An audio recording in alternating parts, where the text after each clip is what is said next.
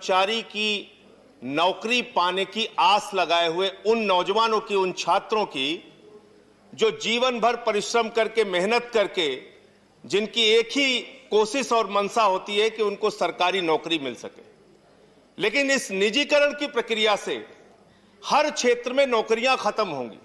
Rail आप बेचने की योजना बना चुके हैं, सेल आप बेचने की योजना बना चुके हैं, कोल आप बेचने की योजना बना चुके हैं, एयरपोर्ट बेचने की योजना बना चुके हैं, पोर्ट बेचने की योजना बना चुके हैं, सड़क बेचने की योजना बना चुके हैं, बिजली बेचने की योजना बना चुके हैं, स्टेडियम बेचने की योजना बना चुके हैं, एफसीआई के गोदाम बेचने की योजना बना चुके हैं, बीपीसीएल बेचने की योजना बना चुके हैं, एलआईसी बेचने की योजना बना चुके हैं और इंश्योरेंस सेक्टर में अब आप बेचने की, और धीरे धीरे पूरा हिंदुस्तान बेचने की योजना बना चुके हैं।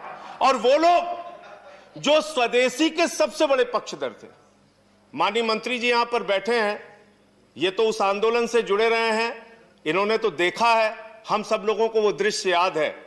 कंप्यूटर जब आया था हिंदुस्तान के अंदर, उसका पुरजोर विरोध भारतीय जनता पार्टी ने किया था स्वदेशी के नाम पे। मान्यवर, स्वदेशी की सबसे बड़ी पक्षधर पार्टी अगर कोई हिंदुस्तान में थी तो भारतीय जनता पार्टी थी। और आज विदेशीकरण की अगर सबसे बड़ी पक्षधर पार्टी कोई है तो भारतीय जनता पार्टी है। ये किस प्रकार से आपके सोच में और विचार में परिवर्तन आ रहा है।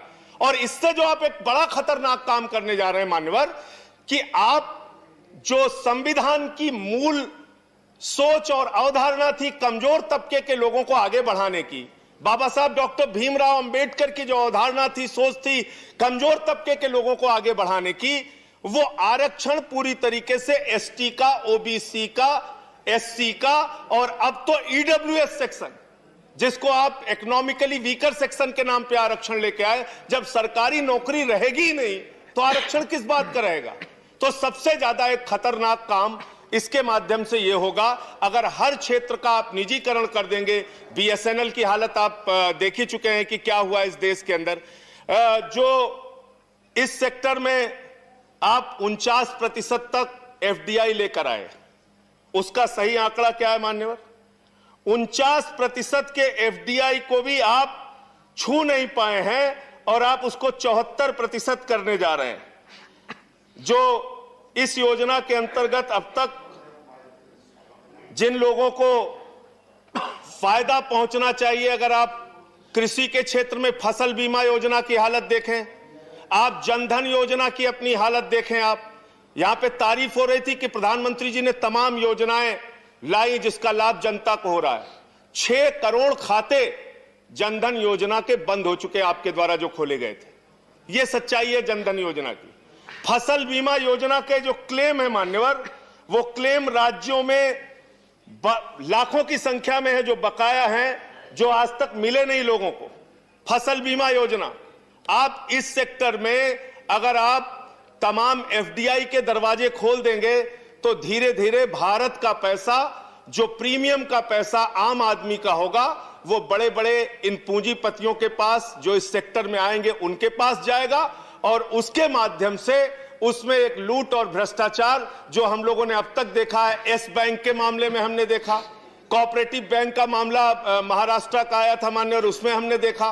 तो हर क्षेत्र में जब आप इन्हीं लोगों को बुलाएंगे तो हो ये रहा है कि आप कहीं ना कहीं पूंजीपतियों के लिए सारे सेक्टर के रास्ते खोल रहे हैं और धीरे धीरे करके वो इसमें लूट और भ्रष्टाचार करके बाहर जाके आपको बैठ के चिढ़ाएंगे। धन्यवाद। 8 से 10 लाख करोड़ रुपए इस देश का आप उसको नाम दे देते हैं कि ये तो हम लोगों ने खाली अपने बैंक के खाते से नाम उनका हटाया है, एनपीए हो गया है। 10.5 लाख करोड़ रुपए चंद पूंजीपतियों को आपने बांट दिया। देश के बैंक को आपने बर्बाद कर दिया। हर सेक्टर को आप इसी तरह से निजी हाथों में देना चाहते हैं। इस पर रोक लगाइए और इसको स्टैंडिंग कमेटी के पास भेजिए और ये हमारी मांग है। धन्यवाद।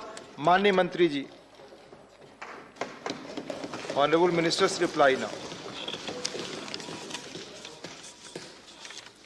Thank you very much, sir. I first wish to thank the 18 honorable members who have participated in this discussion. I'm not reading out the list of names since all of us have heard them speak. I'm indeed grateful for the critical questions that many of the members have raised, and I'll try as much as possible to answer most of the questions. So first, let us understand and appreciate the fact, on which many of the speakers have also mentioned, that the insurance sector is a very highly regulated sector, where the regulator actually approves every product that is sold or given out for premium by the insurer. So the regulator approves the products, he approves the pricing, he regulates the pricing, the investment is regulated, and also the marketing is also regulated. So when we are talking of a sector which is insurance, it's a very highly regulated sector.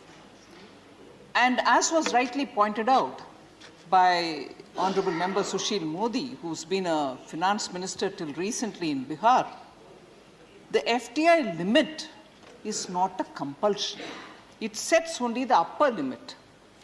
Increasing the limit does not mean foreign investment will certainly come to that automatically to that level to all companies.